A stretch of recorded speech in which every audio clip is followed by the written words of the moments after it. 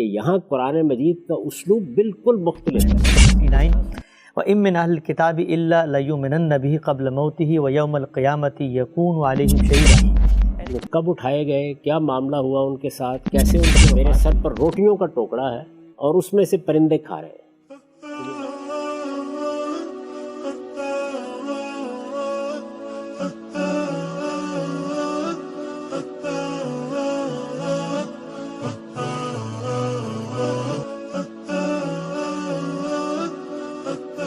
السلام علیکم۔ مکتب غامدی کی ایک اور نشست میں خوش آمدید۔ سلسلہ گفتگو ان 23 اعتراضات پر مشتمل ہے، جاری ہے، جو غامدی صاحب کے مذہبی افکار پہ بالعموم پیش کی جاتے ہیں۔ اس سلسلے کی آج یہ 31ویں نشست ہے اور نزول مسیح علیہ السلام کا موضوع زیر بحث ہے۔ نزول مسیح کی آج یہ 5ویں قسط ہے، جس میں ہم غامدی صاحب سے ان کی فکر پر اس موضوع سے متعلق، یعنی عیسیٰ علیہ السلام کی دوبارہ دنیا میں آمد سے متعلق جو اعتراضات ہوتے ہیں وہ لے کے ایک دفعہ پھر حاضر خدمت۔ غام صاحب بہت شکریہ آپ کے وقت کا۔ گزشتہ 4 نشستوں میں آپ کے عدم اطمینان کی وجوہات کو آپ نے بڑی تفصیل سے بیان کیا، اور ہم نے سنا وہ تاریخ کے ماخذ کے پہلو سے ہو، روایات کے اندر جو تضاد ہے یا سوالات آپ کے ذہن میں اٹھتے ہیں اس پہلو سے ہو، اور پھر آخری نشست میں آپ نے اپنی کتاب میزان میں جو قرآن مجید کے کو سامنے رکھ کر سوالات آپ کے ذہن میں پیدا ہوتے ہیں ان کو آپ نے بیان کیا۔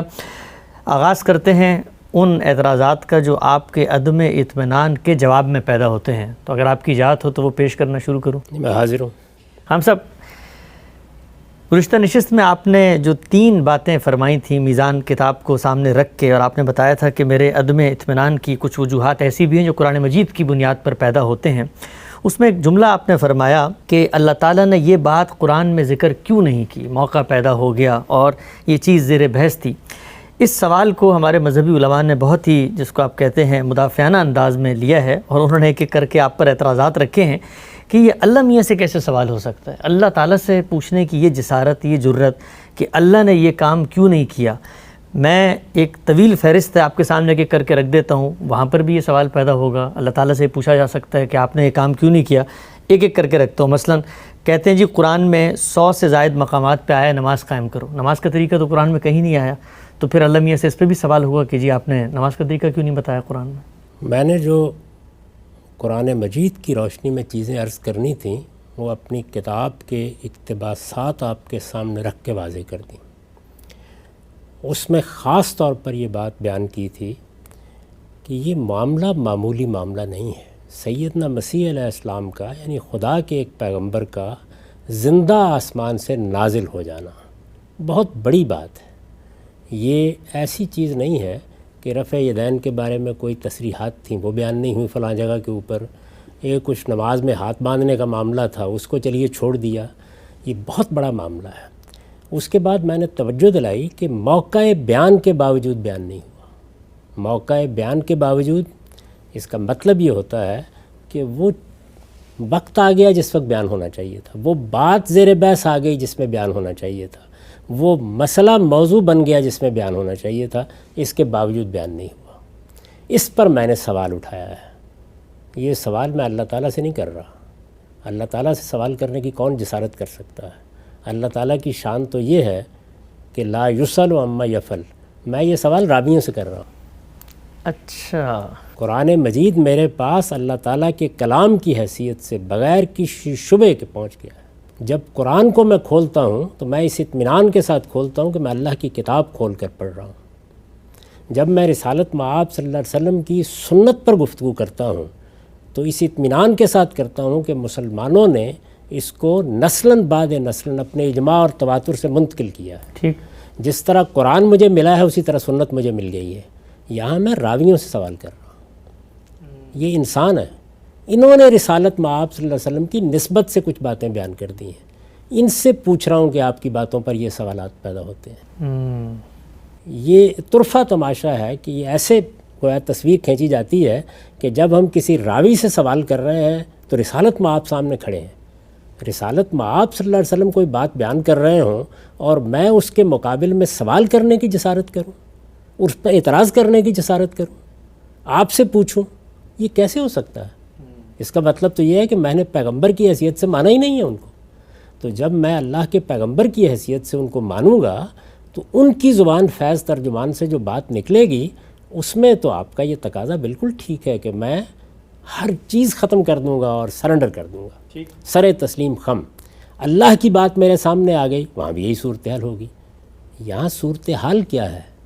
راوی حضرات ہیں، میری اور آپ کی طرح کے انسان ہیں، وہ یہ کہتے ہیں کہ مجھے فلاں نے بتایا، مجھے فلاں نے بتایا، میں نے یہ بات رسول اللہ صلی اللہ علیہ وسلم کی نسبت سے سنی ہے۔ یہ جو آپ کا سارا محدثین کا کام ہے، یہ کیا رسالت میں آپ صلی اللہ علیہ وسلم پر تنقید ہو رہی ہوتی ہے؟ یہ جو راویوں کے آپ عیوب بیان کر رہے ہوتے ہیں، یہ جو ان کی سیرت اور کردار کو کھنگال رہے ہوتے ہیں، یہ رسول اللہ صلی اللہ علیہ وسلم کے بارے میں یہ کام کر رہے ہوتے ہیں۔ یہ تو صحابہ کے بارے میں بھی نہیں کیا جاتا۔ یعنی صحابہ کرام کے بارے میں بھی محدثین نے یہ اصول قائم کیا کہ ہم ان کے بارے میں یہ باور نہیں کرتے کہ انہوں نے اللہ کے پیغمبر کی طرف کوئی غلط بات نسبت دی ہوگی، یہ باور نہیں کرتے، اس لیے کہ اللہ تعالیٰ نے شہادت دی ہے کہ کنتم خیر امتن، صحابہ کرام بہترین جماعت تھے۔ وہ غلطی تو کر سکتے ہیں، لیکن یہ نہیں ہو سکتا کہ وہ کوئی غلط بات جانتے بوجھتے اللہ کے پیغمبر کی نسبت سے بیان کرتے۔ ان سے جن لوگوں نے باتیں سنی ہیں، وہ لوگ ہیں کہ جن کے بارے میں جرا بھی ہوتی ہے، نقد بھی ہوتا ہے، سوالات بھی کیے جاتے ہیں، حکمت بھی پوچھی جاتی ہے، کوئی بات اگر ٹھیک طرح سے مطمئن نہیں کر رہی تو عدم اطمینان کا اظہار بھی کیا جاتا ہے۔ مجھے یہ بتائیے کہ محدثین نے جب یہ اصول قائم کیا کہ جب یہ روایتیں ہمارے سامنے آئیں گی تو اگر یہ اظہر من الشمس بھی ہوں، سورج کی طرح روشن بھی ہوں اپنی سند کے لحاظ سے، اس کے باوجود ہم متن کو دیکھیں گے کہ اس میں کوئی چیز قرآن کے خلاف تو نہیں، سنت کے خلاف تو نہیں، علم و عقل کے مسلمات کے خلاف تو نہیں۔ یہ میں نے خلاصہ کر دیا ان کی بات کا۔ کیوں؟ کیا وجہ ہے؟ کیا اللہ کے پیغمبر کی بات کے بارے میں یہ اعتراضات کیے جائیں گے؟ کیا اللہ تعالیٰ کی کسی بات کے بارے میں یہ سوال ہوگا؟ تو اس وجہ سے میرے نزدیک یہ بات ہی اپنی بنیاد میں صحیح نہیں ہے کہ اللہ تعالیٰ پر اعتراض کیا جا رہا ہے یا اللہ کے پیغمبر کی بات پر اعتراض کیا جا رہا ہے، یہ ان راویوں پر اعتراض کیا جا رہا ہے، ان کی بات پر اظہار عدم اطمینان کیا جا رہا ہے، ان سے سوالات پوچھے جا رہے ہیں۔ تو اس لیے ازراہ کرم اس کو آپ اس زاویے سے پیش کرنے کی جسارت نہ کریں تو اچھا ہے، عرضی کر سکتا ہوں۔ ٹھیک ہے جی، ہم سب یہ جو آپ نے فرمایا کہ راویوں سے سوال کر رہے ہیں کہ بھئی قرآن مجید کے اندر موقع پیدا ہو گیا، ذکر آ رہا ہے، پھر بھی ایک دو الفاظ یہ اللہ تعالیٰ نے بیان کرنے تھے، ان سے سوال ہے۔ تو 3 مثالیں میں رکھ دیتا ہوں آپ کے سامنے۔ 100 سے زائد دفعہ قرآن مجید میں ذکر آ رہا ہے نماز پڑھنے کا، موقع پیدا ہو گیا۔ 20 جگہوں پہ ہے زکوٰۃ دینے کا، موقع پیدا ہو گیا۔ قرآن مجید نے کہا حج جو ہے اشہر معلومات ہے، موقع پیدا ہو گیا۔ تینوں کے بارے میں نمازیں کتنی ہیں، کیسے پڑھنی ہے، اللہ میاں نے نہیں بتایا، تو وہاں تو کوئی سوال نہیں ہے راویوں سے۔ اسی طریقے سے زکوٰۃ کتنی دینی ہے، کس کو دینی ہے، کوئی سوال نہیں ہے، وہاں تو ہم قبول کرتے ہیں۔ حج کب ہونا ہے کچھ نہیں بتایا، موقع پیدا ہو گیا، وہاں سوال نہیں ہے۔ تو یہ عدم اطمینان باقی جگہوں پہ کیوں نہیں پیدا؟ وہ باتیں بھی اگر راویوں نے بیان ہوتی تو میں ضرور سوال کرتا، اور جہاں جہاں راویوں نے بیان کیے ہیں وہاں ساری امت سوالات کر رہی ہے، وہاں بحث بھی ہوتی ہے۔ رفع یدین پر اب بھی رفع یدین ہوتا ہے، مسجدوں میں بھی ہوتا ہے، جھگڑے بھی ہوتے ہیں، جدال بھی ہوتا ہے۔ کیوں ہوتا ہے؟ اس لیے کہ وہ بات راویوں نے بیان کی ہے۔ قرآن مجید میں یہ جو مثالیں آپ نے دی ہیں، ان کی کسی تفصیل کی ضرورت ہی نہیں تھی، اس لیے کہ قرآن مجید کے مخاطبین اس سے واقف تھے نماز کیا ہے، وہ یہ جانتے تھے زکوٰۃ کیا ہے، وہ یہ جانتے تھے حج کیا ہے، وہ یہ جانتے تھے عمرہ کیا ہے۔ یہ ساری چیزیں عرب کے معاشرے میں معروف تھیں۔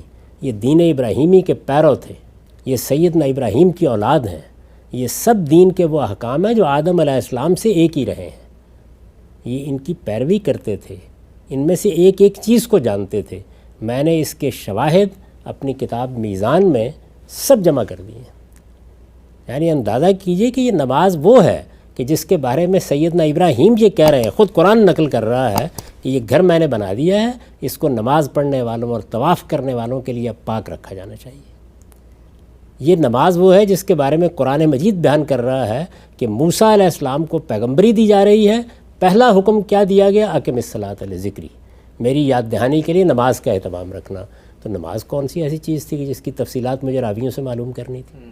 راوی حضرات تو نماز کے بارے میں کبھی یہ بتا دیتے ہیں کہ اچھا رسالت میں آپ صلی اللہ علیہ وسلم نے یہ دعا سکھا دی تھی، یہ کام بھی کیا تھا، ہم نے آپ کو نماز پڑھتے دیکھا تو آپ کی نماز کی شان یہ تھی۔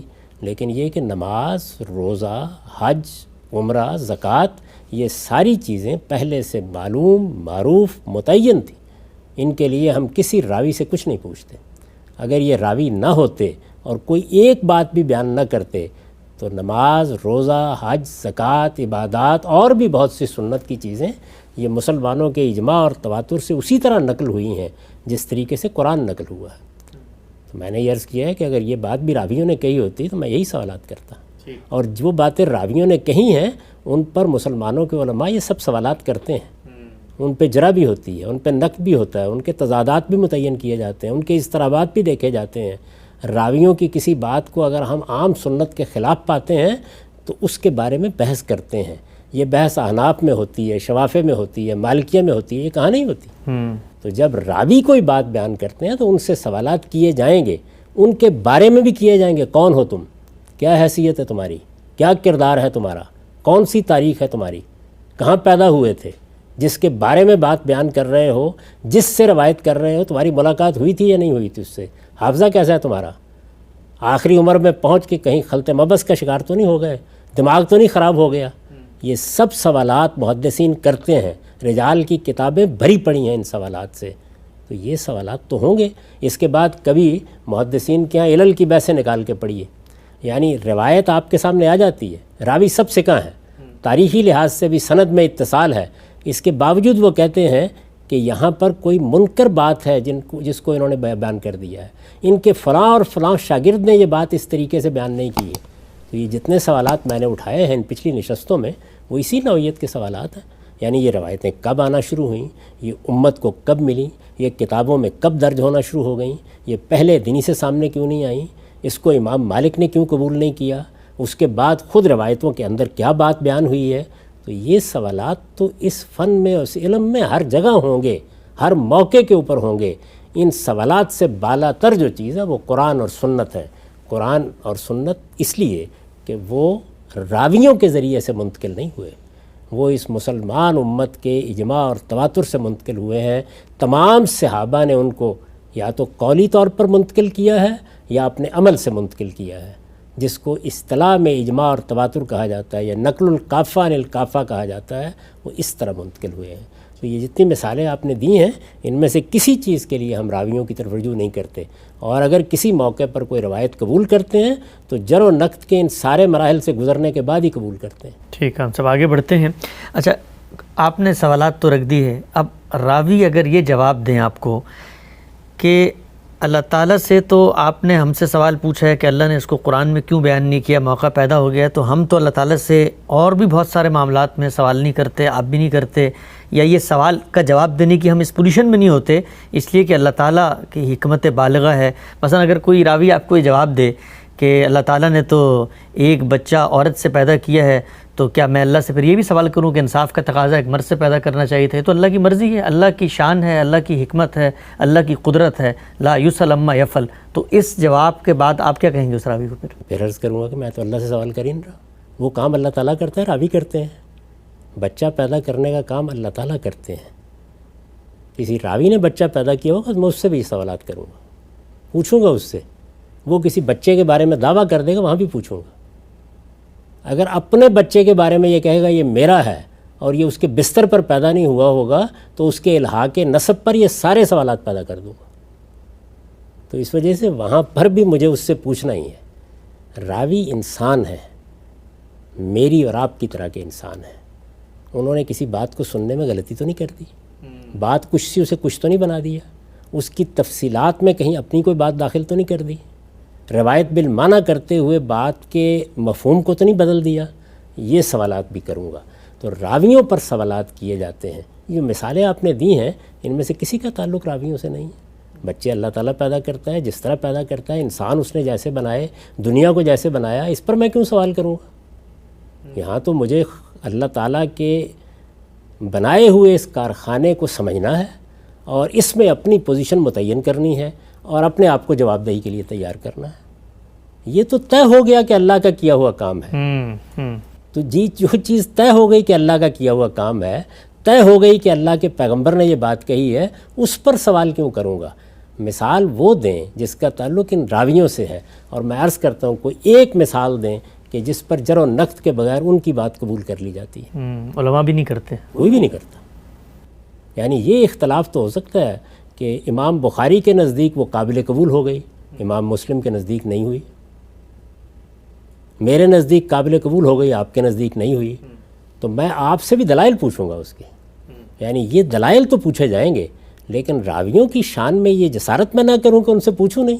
آپ جانتے ہیں کہ جس زمانے میں ہمارے محدثین نے یا ائمہ رجال نے یہ کام کرنا شروع کیا تو بعض لوگوں نے جو صوفی مزاج تھے ان پر یہ اعتراض کیا کہ تم لوگ تو بیٹھ کے غیبت کر رہے ہو، تو جلیل القدر محدث امام شعبہ نے اس کا جواب کیا دیا؟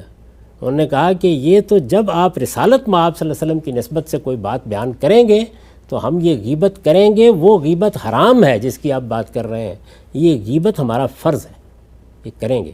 چنانچہ وہ از راہ تفنن کہا کرتے تھے جب کبھی اس فن پر گفتگو کرتے کہ آئیے اپنے شاگردوں میں ذرا تھوڑی غیبت کر لیں، تو اس وجہ سے یہاں تو یہ سب ہوگا، یہ روایتیں جو ہیں ان کو جانچا جائے گا، پرکھا جائے گا، ان کا پوسٹ مارٹم کیا جائے گا، ایک ایک چیز کے بارے میں سوالات کیے جائیں گے، اس لیے کہ یہ رسول اللہ کی نسبت سے انسانوں کے بیانات ہیں۔ قرآن رسول اللہ کی نسبت سے یا اللہ تعالیٰ کی نسبت سے انسانوں کا بیان نہیں ہے۔ ٹھیک۔ سنت رسالت مآب صلی اللہ علیہ وسلم نے دین کی حیثیت جو سنت جاری کی ہے، یہ اس کی مثالیں آپ نے دی ہیں، نماز، روزہ، حج، عمرہ، زکوٰۃ، ان کے بارے میں کوئی سوال کرنے کی ضرورت نہیں ہے، ان میں کسی بحث کی گنجائش ہی نہیں ہے، یہ تو رسالت مآب صلی اللہ علیہ وسلم سے اصل دین کی حیثیت سے منتقل ہو گئی ہیں۔ یہ ان دونوں چیزوں کے بعد لوگوں کی بیان کردہ باتیں ہیں آپ کی نسبت سے، وہ آئے ہیں انہوں نے کہا ہم نے فلاں صحابی سے یہ بات سنی ہے، پھر کسی دوسرے آدمی نے کہا میں نے ان سے یہ بات سنی ہے، تو ان سب کے معاملے میں تو ایک ایک چیز کا پوسٹ مارٹم کیا جائے۔ ٹھیک ہے، ہم سب آگے بڑھتے ہیں۔ قرآن مجید کا وہ مقام جس کو آپ نے اپنی کتاب میزان میں لکھا اور پچھلی دفعہ زیر بحث بھی رہا، جس میں آپ نے بتایا کہ سیدنا مسیح کا ایک مکالمہ ہے جو قیامت کے دن اللہ تعالیٰ کے ساتھ ہوگا، اس کی حکایت اللہ تعالیٰ نے کی ہے۔ اس مکالمے کو اگر آدمی پڑھے تو پڑھنے کے بعد کیا یہ سوال پیدا ہو سکتا ہے کہ سیدنا مسیح ابھی دنیا میں ہو کر گئے ہیں یا ان کی آمد ثانی یا نزول ثانی ہو چکا تھا؟ اس لیے کہ سیدنا مسیح تو وہاں کہہ رہے ہیں کہ جب تک میں ان میں تھا اس وقت تک تو اللہ ہی کی دعوت دیتے رہے، اس کے بعد تو آپ ہی جانتے ہیں، آپ ہی نگران ہیں۔ اس پر جو سوال سامنے آیا ہے، جو اعتراض کیا گیا ہے، وہ یہ کہ غامدی صاحب نے اتنی سادگی سے اس آیت کو پڑھ لیا، یہ کب دعویٰ کیا علماء نے کہ سیدنا مسیح کا نزول جو ہے وہ ان کی اس عہد میں ان کے رخصت ہونے کے 5 منٹ بعد ہو جائے گا؟ یہ سوال تو پھر پیدا ہوتا، ان کا نزول تو ہوگا کچھ صدیوں بعد، کوئی کئی 100 سال بعد گزریں گے، تو جب ان کا نزول ہوا ہے تو اللہ تعالیٰ نے ان لوگوں کے بارے میں تھوڑی پوچھا ہے ان سے جو قیامت میں آپ مکالمہ بتا کے کہتے ہیں کہ ابھی ہو کر آئے تھے تو بتاتے میں تو ابھی ہو کے آیا ہوں، وہ سوال تو ان سے وہ ہزاروں سال پہلے والے مسیحیوں کے بارے میں ہو رہا ہے۔ تو یہ آپ نے قرآن کی آیت پڑھی اور اس پہ کہا کہ دیکھیں اتنا بڑا عدم اطمینان ہوتا ہے، حالانکہ سیدھی سی بات ہے، آپ کہیں کہ یہ ان مسیحیوں کے بارے میں سوال ہے، ان کے بارے میں انہوں نے جواب دے دیا، یہ موجودہ والے تو زیر بحث ہی نہیں ہیں۔ یہ کون سے مسیحی ہیں؟ یعنی آپ بتا سکتے ہیں جو سوال کیا گیا ہے قرآن مجید میں، وہ سوال کیا ہے؟ اللہ تعالیٰ قیامت میں سوال کر رہے ہیں، یہ تم نے ان سے کہا تھا کہ مجھے اور میری ماں کو معبود بناؤ۔ جی، تو رسالت مآب صلی اللہ علیہ وسلم کے زمانے کے صحابہ اور اسی طریقے سے سیدنا مسیح علیہ السلام کے حواری، آپ کا کہنے کا مطلب یہ ہے کہ ان کے بارے میں سوال ہو رہا ہے؟ ان میں سے کون تھا جس نے سیدنا مسیح علیہ السلام کو معبود بنایا؟ ان میں سے کون تھا جس نے ان کی ماں کو مادر خدا قرار دیا؟ ذرا بتائیے مجھے۔ اچھا، تاریخ سے واقف ہیں آپ کہ یہ سب ہوا کب ہے؟ سیدنا مسیح علیہ السلام کی والدہ ماجدہ سیدہ مریم کو کب معبود بنایا گیا؟ یہ 431 میں افسوس کی مجلس میں طے ہوا ہے۔ سیدنا مسیح علیہ السلام کے دنیا سے رخصت ہونے کے 431 سال بعد، بلکہ ان کی پیدائش کے لحاظ سے، اس لیے کہ عیسوی سن اس سے شروع کیا جاتا ہے۔ اس کی تاریخ کیا ہے؟ یعنی پہلے کیا ہوا کہ اسکندریہ میں بعض علماء دینیات نے یہ بات کہنا شروع کی، خاص طور پر جب سیدنا مسیح کی شخصیت کے بارے میں نستوریس نے یہ بحث شروع کی کہ ان کے اندر 2 جداگانہ شخصیتیں موجود تھیں، ایک الوہی شخصیت، ایک اس دنیا کی شخصیت۔ جب یہ بحث ایک فلسفیانہ بحث شروع ہوئی تو اس بحث کے نتیجے میں یہ مادر خدا کا تصور پیدا ہونا شروع ہوا۔ اس کو صدیوں تک کلیسا نے قبول نہیں کیا۔ اچھا، علماء کلیسا اس کو قبول کرنے کے لیے تیار نہیں تھے۔ یہ افسوس کی مجلس ہے جس میں اصل میں نستوریس کی الہیات پر گفتگو کرنے کے لیے فیصلہ کرنے کی غرض سے یہ حضرات اکٹھے ہوئے تھے۔ یہ آپ کے علم میں ہے کہ ہمارے بالکل برخلاف مسیحیوں کے ہاں بہت منظم طریقہ رہا ہے فیصلے کرنے کا. انہوں نے کتابیں کب منتخب کیں، انہوں نے 4 اناجیل کا کب انتخاب کیا، اس کی ایک پوری تاریخ ہے. تو 431 میں جو افسس کے شہر میں مجلس ہوئی ہے، اس میں پہلی مرتبہ سیدہ مریم کو مادر خدا قرار دیا گیا. اس کے بعد پھر آہستہ آہستہ یہ کلیسا کے عقائد میں شامل ہو گیا، اور اب تک یہی صورتحال ہے. تو یہ کن لوگوں کے بارے میں سوال ہے؟ سیدنا مسیح کے حواریوں نے تو کبھی یہ خیال بھی نہیں کیا تھا. ان کے بعد بھی بڑے لمبے عرصے تک ایسی کوئی چیز نہیں تھی. انہوں نے تو کبھی سیدنا مسیح علیہ السلام کی الوہیت کا کوئی عقیدہ قائم نہیں کیا. ان کے بارے میں کیوں سوال کیا جائے گا؟ یہ سوال ان لوگوں کے بارے میں کیا جا رہا ہے اور ان کا عقیدہ بیان کیا گیا ہے. تو میرے بھائی اگر 431 سال کے بعد جو مسیحی ہیں ان کے بارے میں سوال کیا جائے گا تو پھر میں یہ پوچھنے کی جسارت کیوں نہ کروں کہ قیامت کے قریب جو کچھ انہوں نے کیا اس کا حوالہ کیوں نہیں دے رہے؟ اس لیے یہ بات ہی ٹھیک نہیں ہے. تو ہم سب کو یہ بھی تو کہہ سکتا ہے کہ وہ جو 431 والے تھے ان کے بارے میں پوچھ لیا، اور اس کے یعنی کہ جو ان کی روایت پہ کھڑے ہوئے لوگ تھے اور اس کے بعد ان میں انحراف ہوا، جہاں انحراف شروع ہوا ان کے بارے میں پوچھ لیا، ان کا انہوں نے جواب دے دیا. بعد کے لوگوں کا انہوں نے پوچھا ہی نہیں، اللہ نے تو ان کا جواب نہیں. تو میں سوال کر رہا ہوں کہ جب ان کے زمانے کے یہ لوگ ہی نہیں، یہ بعد کے لوگ ہیں، اور وہ خود اس کا جواب یہ دے رہے ہیں کہ جب میں دنیا سے رخصت ہوا اس وقت تو میں نے یہی بات ان سے کہی تھی، بعد والوں کے بارے میں میں نہیں جانتا. تو پھر آپ بتائیے مجھے کہ اللہ تعالیٰ نے وہاں تصریح کی ہے کہ میں نے 431 والے لوگوں سے پوچھا ہے؟ وہ تو پوری کی پوری مسیحی امت کو سامنے کھڑا کر رہے ہیں. اور اگر آپ پیچھے جائیں سورہ مائدہ میں تو وہاں یہ بیان کیا ہے کہ سب پیغمبروں کو جب ہم قیامت میں جمع کریں گے تو ان کی امتوں کے عقائد کے بارے میں یہ سوال کریں گے. اچھا، اس لیے یہ تو زیر بحث ہی نہیں کہ وہ کون سے عہد کے لوگ ہیں. ہر پیغمبر سے یہ پوچھا جا رہا ہے کہ اس نے کیا روایت قائم کی. اصل میں سوال یہ ہے کہ مسیح علیہ السلام وہاں یہ بتائیں گے کھڑے ہو کر. یہ سوال مسیح علیہ السلام سے اس مقصد کے لیے کیا ہی نہیں گیا کہ ان کو مسئول ٹھہرایا جائے. اس مقصد کے لیے کیا گیا ہے کہ پیغمبر کی گواہی سامنے آ جائے کہ میں جب تک دنیا میں رہا میں نے کس دین کی تعلیم دی تھی، میں نے کیا روایت چھوڑی تھی، کیا آثار تمہارے پیچھے چھوڑ کر گیا تھا. یہ بات جب پیغمبر کہہ دیں تو پھر پیروکاروں سے خواہ وہ صدیوں بعد آئے ہوں یہ پوچھا جائے تم نے یہ کہاں سے لیا ہے. تو اس مقصد کے لیے یہ سوال جواب ہوا ہے. اس وجہ سے میرا خیال ہے کہ وہ لوگ تاریخ سے واقف نہیں ہیں. ان کا خیال یہ ہے کہ یہ حواریوں کے بارے میں سوال کیا گیا ہے. انہوں نے نہ الوہیت مسیح کا عقیدہ قائم کیا، نہ انہوں نے شریعت کے نسخ کا عقیدہ قائم کیا، نہ انہوں نے سیدہ مریم کے بارے میں مادر خدا یا ام اللہ کا عقیدہ قائم کیا. یہ بہت بعد میں عقائد پیدا ہوئے.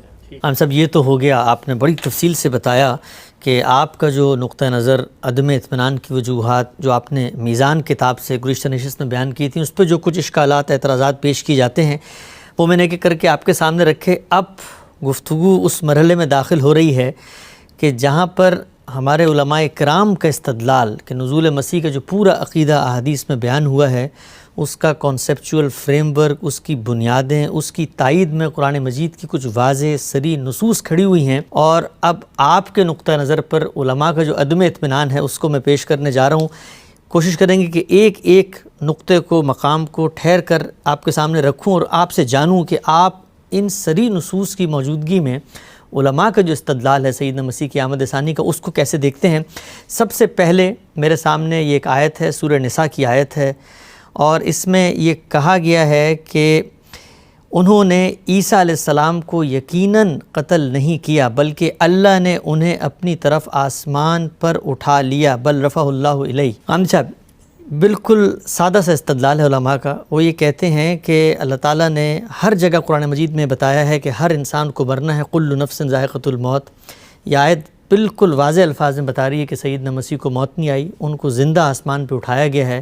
اگر وہ زندہ آسمان پہ گئے ہیں تو لازماً ان کو موت آنی ہے، اور موت آنے کے لیے ضروری ہے کہ وہ دوبارہ آئیں، ان کا نزول ہو جیسا کہ روایتوں میں بیان ہوا ہے، اور پھر ان کو موت آئے. تو یہ آیت تو بالکل وضاحت سے آپ کے نقطہ نظر کی تردید کر رہی ہے. اس میں یہ کہاں کہا گیا ہے کہ وہ زندہ آسمان پر اٹھا لیے گئے؟ نہ اس میں آسمان کی طرف یا آسمان پر اٹھا لینے کے الفاظ ہیں، نہ اس میں زندہ اٹھانے کے الفاظ ہیں. یعنی آیت تو یہ ہے کہ بل رفعہ اللہ الیہ، اللہ نے انہیں اپنی طرف اٹھا لیا. الی السماء نہیں ہے، بل رفعہ اللہ الیہ حیّن بھی نہیں ہے. تو نہ زندہ اٹھانے کی تصریح قرآن مجید کر رہا ہے، نہ آسمان پر لے جانے کی تصریح قرآن مجید کر رہا ہے. ان میں سے تو کوئی بات بھی قرآن میں بیان نہیں ہوئی. قرآن مجید کے الفاظ بہت سادہ، بہت صاف ہیں کہ اللہ نے انہیں اپنی جانب اٹھا لیا۔ اچھا، یہ اپنی جانب اٹھا لیا، عربی زبان میں یہ تعبیر اللہ کے کسی بھی معاملے میں اپنی طرف کوئی چیز کرنے کے لیے استعمال ہوتی ہے۔ قرآن مجید میں آپ دیکھ لیجئے کہ سیدنا ابراہیم علیہ السلام جب ہجرت کرتے ہیں، یعنی اللہ کی طرف ہجرت، تو اللہ کی طرف ہجرت کا یہ مطلب نہیں ہے کہ وہ آسمان پر جا رہے ہیں۔ وہ یہ کہتے ہیں کہ انی ذاہب الی ربی سیہدین، میں اپنے پروردگار کی طرف جا رہا ہوں۔ جس طریقے سے وہاں ذاہب الی ربی کے الفاظ ہیں، بالکل اسی طریقے سے یہاں رفع اللہ الیہ کے الفاظ ہیں۔ اچھا، ایک ہی اسلوب ہے، اس میں کوئی فرق نہیں ہے۔ ایسے ہی مثلا قرآن مجید میں آتا ہے کہ وَمَن یخرج من بیتہ مہاجرا الی اللہ، جو آدمی اپنے گھر سے نکلے گا اللہ کی طرف ہجرت کرتے ہوئے، تو اللہ کی طرف ہجرت کرتے ہوئے اللہ کی راہ میں، اسی طرح اللہ نے اپنی طرف اٹھا لیا۔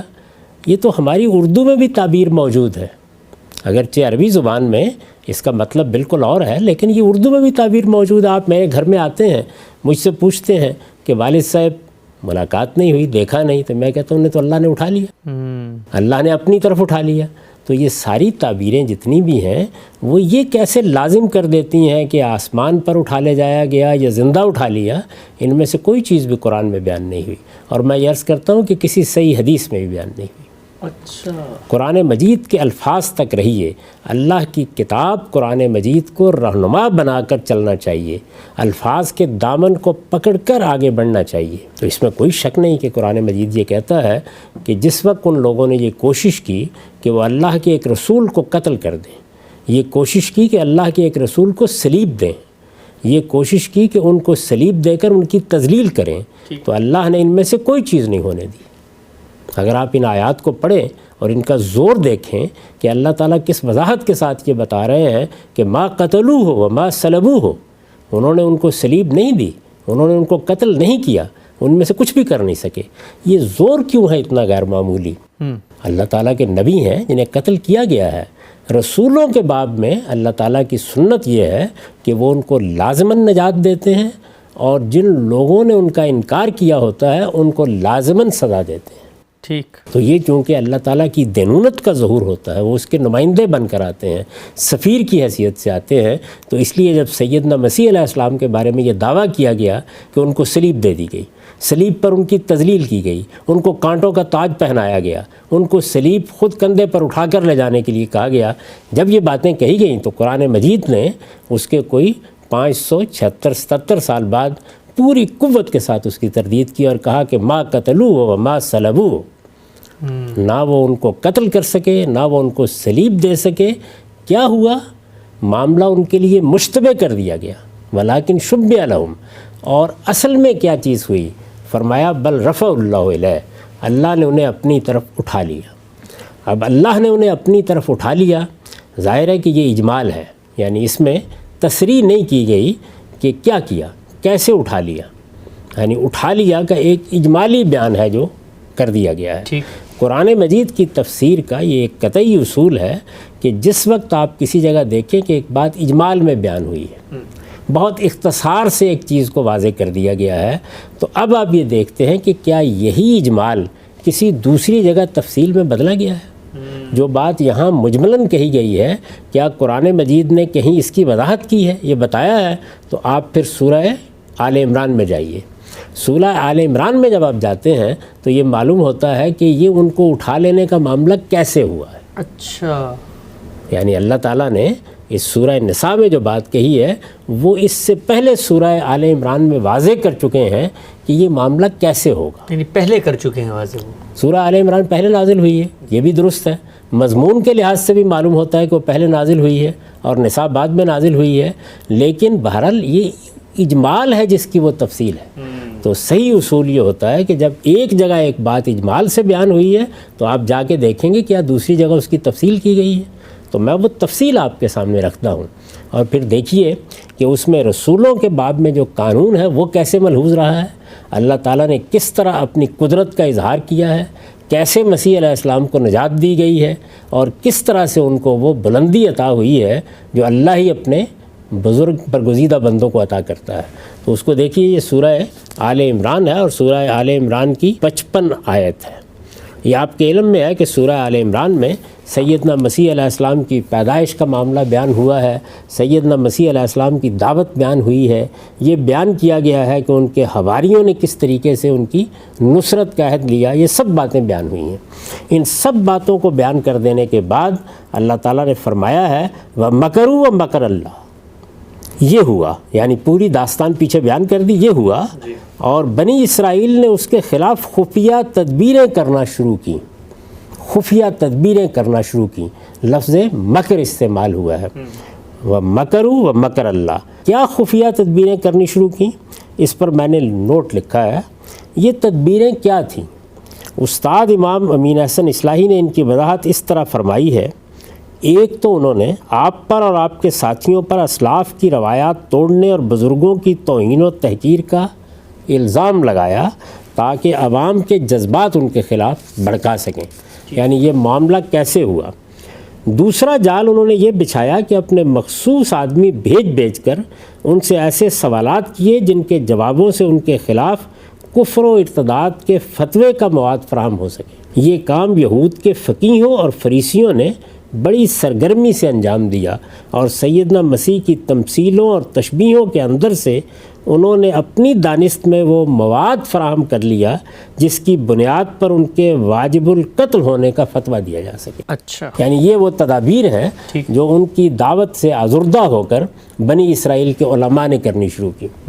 تیسرا یہ کہ اس زمانے میں چونکہ ملک پر سیاسی اقتدار رومیوں کا تھا، یعنی جس جگہ یروشلم میں ان کے ساتھ یہ معاملہ ہو رہا تھا وہاں اس وقت رومیوں کا اقتدار قائم تھا، انہی کا مقرر کردہ عامل پلاطس وہاں تھا۔ تیسرا یہ کہ اس زمانے میں چونکہ ملک پر سیاسی اقتدار رومیوں کا تھا، اس وجہ سے ان کو بھڑکانے کے لیے مواد فراہم کرنے کی کوشش کی گئی۔ پہلے تو خراج کی ادائیگی سے متعلق سیدنا مسیح علیہ السلام سے سوالات کیے گئے جن سے یہ ثابت ہو سکے کہ یہ شخص لوگوں کو کیسر کو خراج دینے سے روکتا ہے۔ اچھا، یعنی یہ صلیب دینے کی سازش ہوئی کیسے؟ لیکن اس قسم کے سوالوں کے جواب سیدنا مسیح نے ایسے دندان شکن دیے کہ علماء یہود اپنا سا منہ لے کر رہ گئے۔ پھر انہوں نے یہ الزام لگایا کہ یہ شخص اسرائیل کا بادشاہ ہونے کا مدعی ہے۔ اچھا، اس کے لیے حضرت مسیح کے بعض تمثیلی اقوال سے مواد حاصل کرنے اور اس کے ذریعے سے رومی حکومت کو بھڑکانے کی کوشش کی گئی۔ خود تو صلیب نہیں دے سکتے تھے نا۔ چوتھی تدبیر یہ کی گئی کہ سیدنا مسیح کے 12 شاگردوں میں سے ایک شاگرد یہودا کو جو منافق تھا، یہود نے رشوت دے کر اس بات پر راضی کر لیا کہ وہ حضرت کی مخبری کرے اور ان کو گرفتار کرائے۔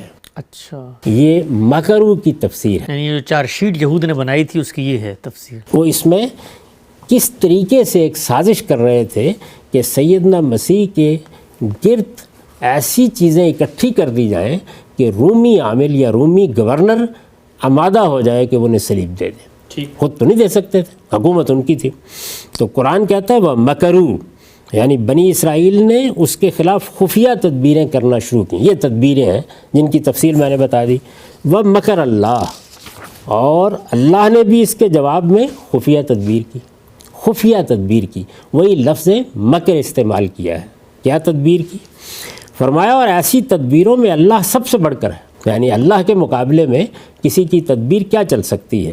اب اللہ تعالیٰ بیان کرتے ہیں اس آیت میں کہ ہم نے کیا کیا، یعنی یہ ان کی تدبیریں تھیں جن کا ایک خلاصہ میں نے بیان کر دیا، اس کے جواب میں اللہ تعالیٰ نے کیا کرنے کا ارادہ کیا، کیا کرنے کا فیصلہ کیا، اس کو بیان کیا ہے۔ فرمایا کہ قال اللہ وَمَكَرُوا وَمَكَرَ اللَّهُ وَاللَّهُ خَيْرُ الْمَاكِرِينَ اذ قال اللہ یا عیسیٰ انی متوفیک ورافعک الی ومطہرک من الذین کفروا وجاعل الذین اتبعوک فوق الذین کفروا الی یوم القیامہ۔ اس آیت پر ہم اس سے پہلے بھی گفتگو کر چکے ہیں جب میزان کی بعض چیزیں زیر بحث تھیں۔ اس وقت جب اللہ نے کہا، کیا کہا؟ اے عیسیٰ میں نے فیصلہ کیا ہے کہ تجھے وفات دوں گا۔ اچھا، سب سے پہلی بات یہی کہی، انی متوفیک، تجھے وفات دوں گا اور پھر کیا کروں گا، اور اپنی طرف اٹھا لوں گا۔ دیکھیے وہی بل رفع اللہ علیہ کے جو الفاظ ہیں بیان ہی وہی الفاظ یہاں ہیں۔ اچھا، وہی الفاظ دہرا دیے گئے ہیں مزید وضاحت کے ساتھ، مزید وضاحت کے ساتھ، یعنی وہاں پہ اجمال ہے، یہاں تفصیل کر دی ہے۔ یعنی یہ سارا معاملہ کیسے ہوا؟ سیدنا مسیح علیہ السلام کے لیے اللہ تعالیٰ نے کیا تدبیر کی، کیسے انہیں اٹھایا گیا؟ تو یہ ارشاد فرمایا ہے کہ میں نے فیصلہ کیا ہے کہ تجھے وفات دوں گا اور اپنی طرف اٹھا لوں گا اور تیرے ان منکروں سے تجھے پاک کروں گا اور تیری پیروی کرنے والوں کو قیامت کے دن تک ان منکروں پر غالب رکھوں گا، یہ اعلان کیا گیا۔ تو یہاں اب یہ تفصیل کر دی اللہ تعالیٰ نے کہ یہ رفع کیسے ہوا، یعنی پہلے ان کی روح قبض کی گئی، ان کو وفات دی گئی، اس کے بعد جب روح قبض ہو جاتی ہے، وفات ہو جاتی ہے، تو کیا رہ جاتا ہے باقی؟ جسم۔ تو ان کے جسم اطہر کو فرشتے اٹھا لے گئے۔ اچھا، اب دیکھیے اس پر میں نے لکھا ہے یعنی روح قبض کر کے تیرا جسم بھی اپنی طرف اٹھا لوں گا، یعنی روح قبض کر کے۔ دیکھیے قرآن کے ایک ایک لفظ کا حق ادا کیجئے۔ انی متوفیک، میرا فیصلہ کیا ہے؟ اللہ تعالیٰ کہتے ہیں میں تیری روح قبض کروں گا، تجھے وفات دوں گا، جو بھی تعبیر اختیار کرنی ہو، یعنی روح قبض کر کے تیرا جسم بھی اپنی طرف اٹھا لوں گا تاکہ یہ ظالم اس کی توہین نہ کر سکیں۔ اچھا، یعنی ایک تو ان کی خواہش تھی کہ وہ صلیب دیں، پھر اس کے بعد جو اہانت کر سکتے ہیں وہ کریں۔ اللہ تعالیٰ نے دونوں سے سیدنا مسیح علیہ السلام کو محفوظ کیا۔ وہ صلیب نہیں دے سکے، ان کو اللہ تعالیٰ نے وفات دی، اور پھر ان کا جسم مبارک بھی ان کے ہاتھ نہیں لگنے دیا گیا، وہ فرشتے اٹھا لے گئے۔ یعنی روح قبض کر کے تیرا جسم بھی اپنی طرف اٹھا لوں گا تاکہ یہ ظالم اس کی توہین نہ کر سکیں۔ مسیح علیہ السلام اللہ کے رسول تھے، اور رسولوں کے بارے میں اللہ تعالیٰ کا یہ قانون قرآن میں بیان ہوا ہے کہ اللہ ان کی حفاظت کرتا ہے، اور جب تک ان کا مشن پورا نہ ہو جائے ان کے دشمن ہرگز ان کو کوئی نقصان پہنچانے میں کامیاب نہیں ہوتے۔ اس طرح ان کی توہین و تذلیل بھی اللہ تعالیٰ گوارا نہیں کرتے، اور جو لوگ اس کے درپے ہوں انہیں خاص مدت تک مہلت دینے کے بعد اپنے رسولوں کو لازماً ان کی دست برد سے محفوظ کر دیتے ہیں۔ تو یہ تفصیل ہے، یعنی اللہ تعالیٰ نے یقیناً انہیں اٹھا لیا، لیکن کس طرح اٹھایا؟ قرآن مجید سورہ آل عمران میں یہ پہلے بیان کر چکا تھا، اس لیے یہاں اجمال کا طریقہ اختیار کیا گیا ہے۔ یعنی پہلے یہ بات قرآن مجید کے طالب علموں کو معلوم ہو گئی تھی، قرآن مجید کے پڑھنے والوں کو معلوم ہو گئی تھی کہ اللہ تعالیٰ نے کیا فیصلہ کیا ہے۔ تو یہاں دیکھیے ایک ایک مرحلے کی وضاحت کی ہے کہ میں نے فیصلہ کیا ہے کہ میں وفات دوں گا، ظاہر ہے کہ پہلا مرحلہ یہ ہوگا۔ میں نے فیصلہ کیا ہے کہ رافع کا الیہ، میں اپنی طرف تجھے اٹھا لے جاؤں گا۔ بدیہی بات ہے کہ جب وفات کے بعد یہ تعبیر آئے گی اٹھا لے جاؤں گا، تو اس کا مطلب ہے جسم اطہر کو اٹھا لے جاؤں گا۔ اللہ تعالیٰ کے فرشتے ان کی ناش کو بھی کسی کو ہاتھ نہیں لگانے دیں گے۔ تو انی متوفیق پہلے یہ ہوا، پھر اس کے بعد رافع کا الیہ، میں تجھے اپنی طرف اٹھا لوں گا۔ پھر کہا وہ مطہرک من الذین کفروا، ان لوگوں نے انکار کر دیا ہے، ان منکروں سے تجھے پاک کر دوں، نجات دوں گا۔ یہ غلاظت کا ڈھیر ہو چکے ہوئے ہیں۔ اور پھر یہ بات کہی کہ جاعل الذین اتبعوک فوق الذین کفروا الی یوم القیامہ، قیامت کے دن تک تیرے منکروں پر، تیرے ماننے والوں کو، تیری پیروی کرنے والوں کو غلبہ دیے رکھوں گا، بالا دست رکھوں گا۔ تو یہ سیدنا مسیح علیہ السلام کے ساتھ معاملہ ہوا۔ اس میں آسمان پر اٹھانے، زندہ اٹھانے کا کہاں ذکر ہوا ہے؟ قرآن مجید تو اس کے بالکل برخلاف یہ بیان کر رہا ہے کہ انہیں وفات دی گئی، ان کی روح قبض کی گئی، ہاں البتہ ان کا جسم مبارک اٹھا لیا گیا، اور اللہ تعالیٰ نے ان کو محفوظ خزانوں میں پہنچا دیا۔ کہاں پہنچا دیا یہ بیان کرنے کی ضرورت نہیں ہے۔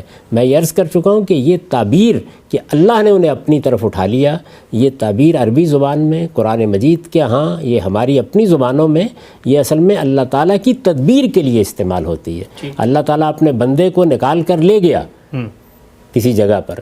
دیکھیے رسالت مآب صلی اللہ علیہ وسلم نے بھی ہجرت کی مکہ سے، تو یہ بھی ہجرت اللہ تھی۔ سیدنا ابراہیم نے عراق کے شہر عرس سے ہجرت کی، تو یہ بھی ذاہب الی ربی تھی، بالکل وہی تعبیریں ہیں۔ اور ایسے ہی جب اللہ کا ایک بندہ لوگوں کے ستانے کے نتیجے میں اپنا وطن چھوڑ کر نکلتا ہے، تو وہ بھی کیا کرتا ہے؟ مہاجرن الی ربی، مہاجرن الی اللہ، وہ بھی ایسے ہی کرتا ہے۔ تو مہاجرن الی اللہ کا کیا مطلب ہے؟ اللہ کی طرف ہجرت کرنا، اللہ کی راہ میں ہجرت کرنا۔ تو یہاں یہ بتایا گیا ہے کہ اللہ کے فرشتے ان کو اٹھا لے گئے، اور کہاں اٹھا لے گئے اس کی تصریح کی کوئی ضرورت نہیں ہے، وہ اللہ کے ہاں چلے گئے، اللہ کے ہاں پہنچ گئے، لیکن ہوا کس طریقے سے؟ اس کے ایک ایک مرحلے کو قرآن نے خود بیان کیا ہے. اس وجہ سے اس میں کسی قیاس آرائی کی کوئی گنجائش نہیں ہے.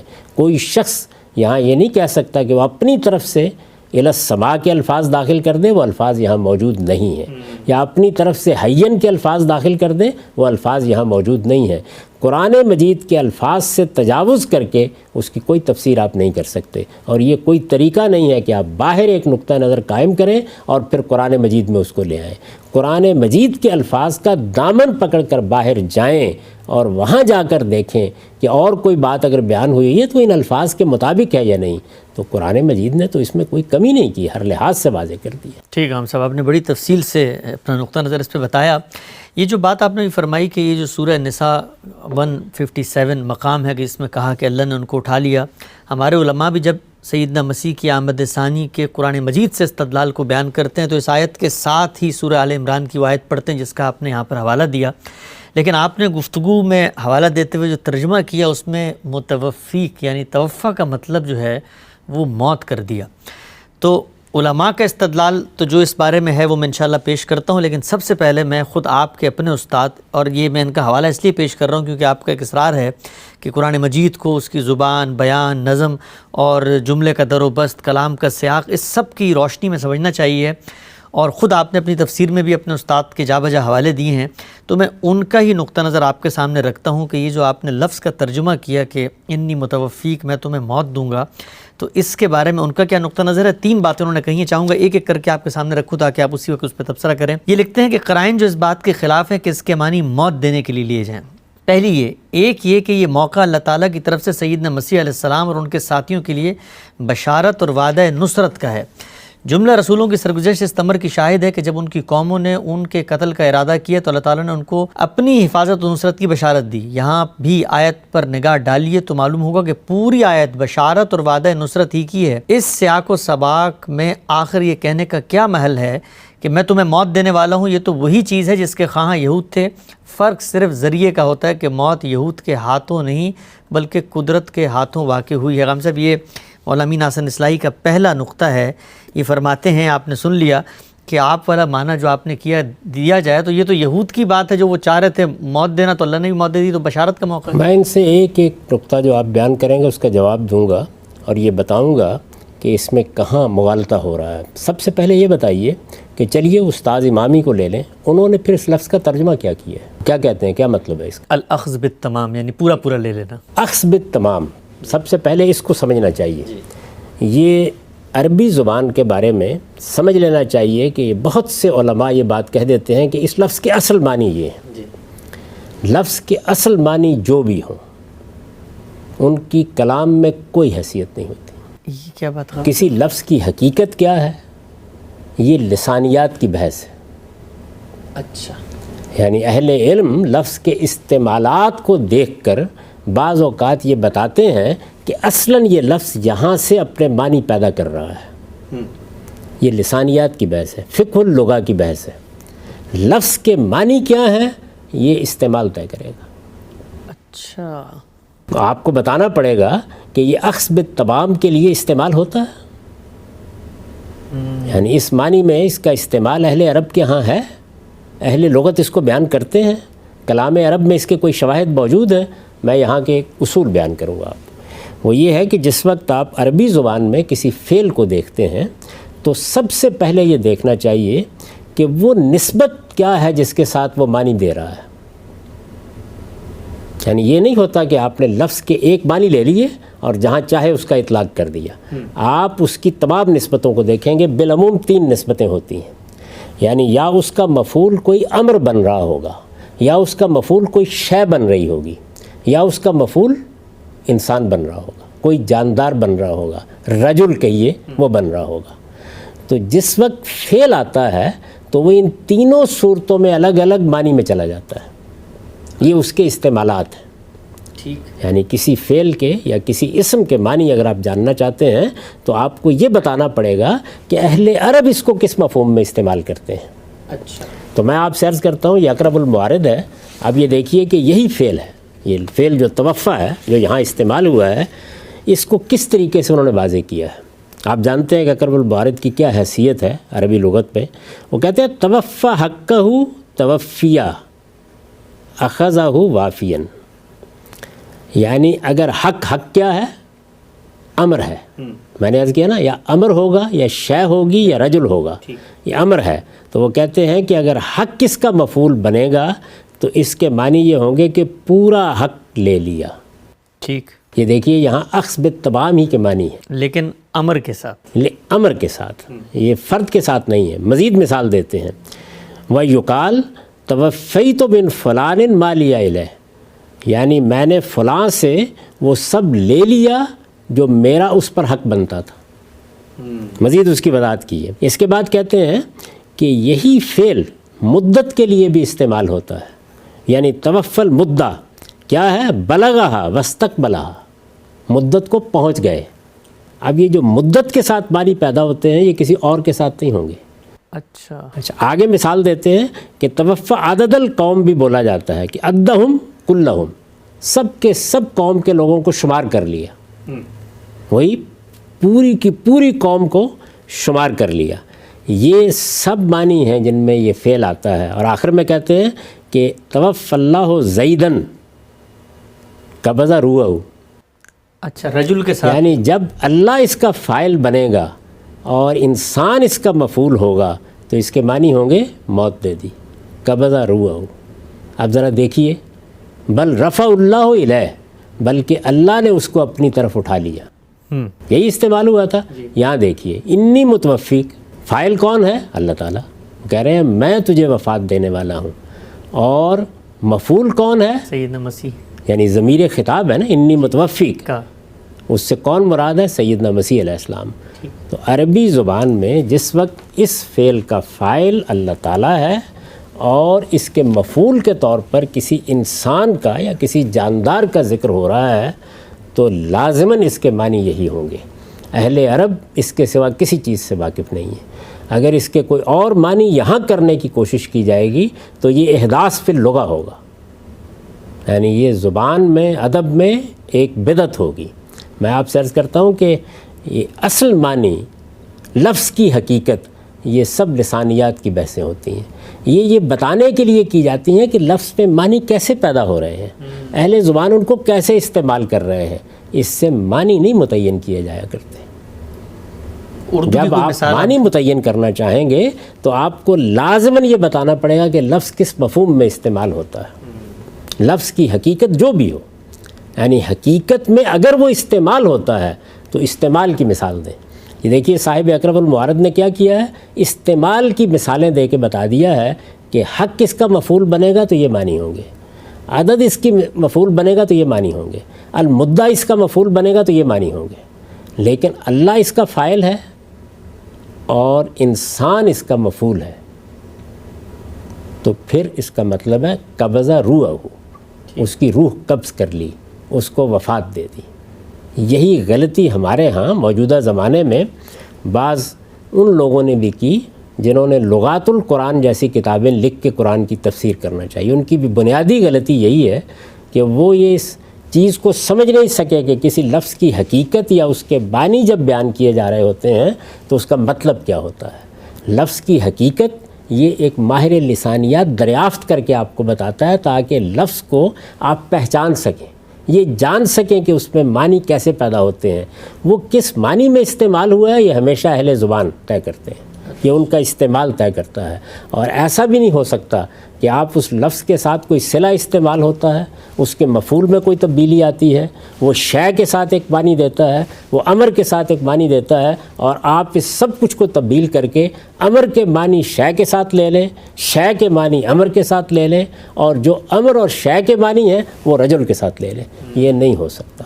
جو لوگ عربی زبان کو جانتے ہیں، اس کے قوامس سے واقف ہیں، عربی زبان کیسے کام کرتی ہے، وہ اس کا سوچ بھی نہیں سکتے، اس کا تصور بھی نہیں کر سکتے. میں یہ بتاؤں گا آگے چل کر کہ استاذ امام کو یہ غلطی کیسے لگی ہے. بڑے سے بڑے آدمی کو بھی غلطی لگتی ہے.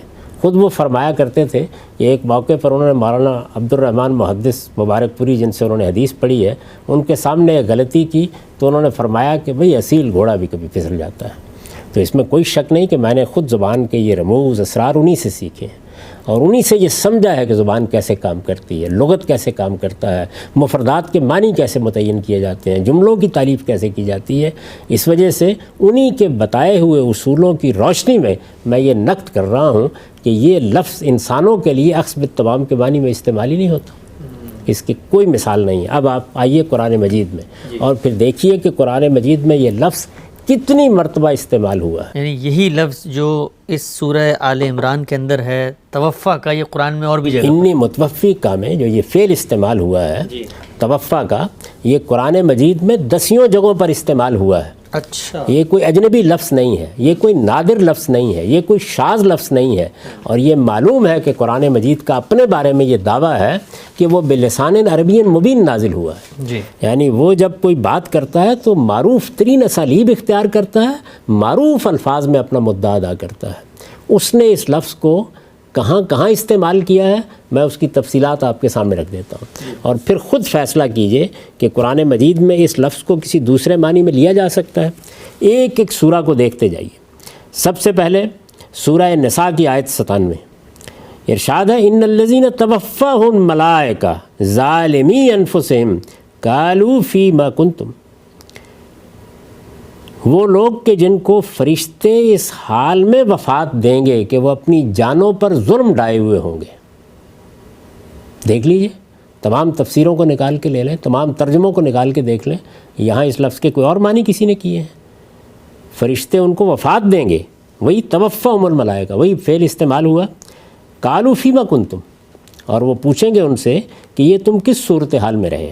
آگے چلیے، سورہ انعام کی آیت 61 ہے حتیٰ اذا جاء احدکم الموت توفتہ رسلنا وہم لا یفرطون، یہاں تک کہ جب کسی کی موت آ جائے گی، اذا جاء احدکم الموت توفتہ رسلنا، تو ہمارے فرشتے اس کو وفات دیتے ہیں۔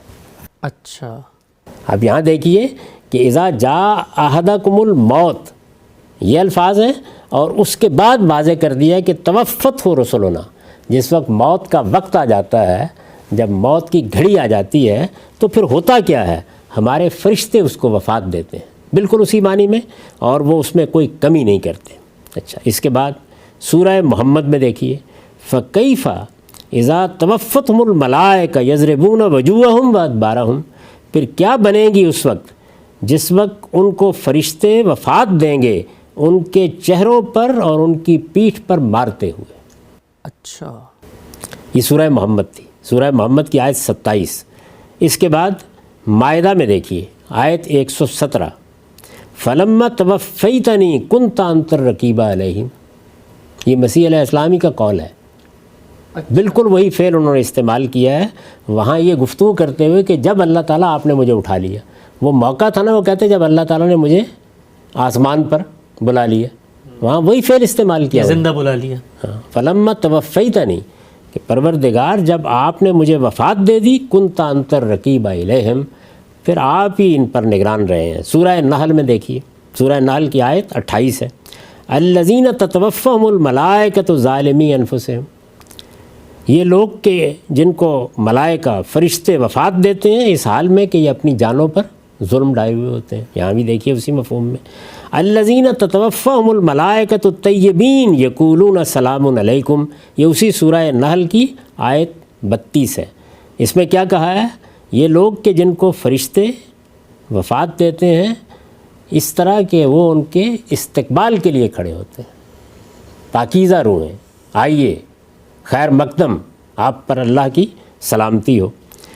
سورہ یونس کی آیت 46 میں وَإِمَّا نُرِيَنَّكَ بَعْضَ الَّذِي نَعِدُهُمْ وَنَتَوَفِّيَنَّكَ فَإِلَيْنَا مَرْجِعُهُمْ، یعنی رسالت میں آپ صلی اللہ علیہ وسلم کے بارے میں فرمایا ہے کہ یہ تمہاری قوم کے لوگ اگر انکار کر رہے ہیں تو دو میں سے ایک صورت ہوگی، یا ہم جس عذاب کی ان کو وعید سنا رہے ہیں وہ تمہاری آنکھوں کے سامنے لے آئیں گے۔ وَإِمَّا نُرِيَنَّكَ بَعْضَ الَّذِي نَعِدُهُمْ أَوْ نَتَوَفِّيَنَّكَ، یا تمہیں وفات دیں گے اور اس کے بعد ان سے نمٹیں گے۔ تو یہاں بھی دیکھیے بالکل وفات کے معنی میں استعمال ہوا۔